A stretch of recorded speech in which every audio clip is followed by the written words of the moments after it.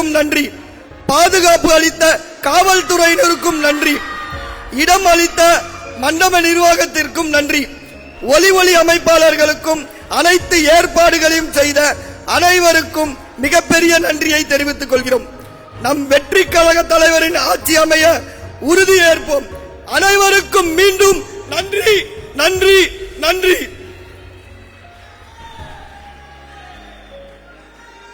வாழ்த்துக்கள்.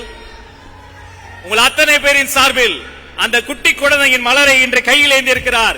2026 கோட்டையில் ஏற்ற வேண்டிய கொடியை அவர் கையில் தருவோம்.